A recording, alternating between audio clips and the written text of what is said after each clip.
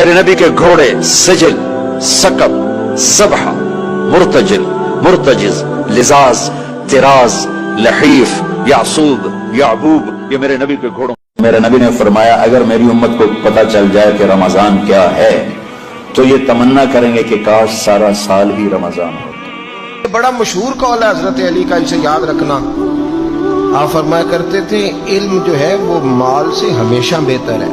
ایک شخص نے کہا حضور تھوڑی سی بات کھول دیں، تو آپ فرمانے لگے مال تو فرعون کی وراثت ہے اور علم نبیوں کی وراثت ہے. میرے نبی نے کہا جب بیٹا ماں باپ کو محبت سے دیکھتا ہے، ماں کو دیکھے یا باپ کو دیکھے، تو اس کے لیے ایک حج کا ثواب لکھا جاتا ہے.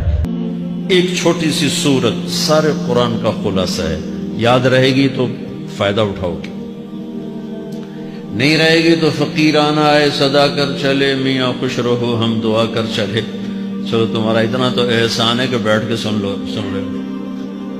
قرآن میرے اللہ کا علم ہے، میرے نبی کی زبان سے نکلا ہے، اور یہ دونوں بے خطا ہستیاں ہیں. تو اللہ رسول کی بات کا خلاصہ سنا رہا ہوں. اللہ اس کا رسول ایک بات کو سمری کر کے آپ کو دے رہے.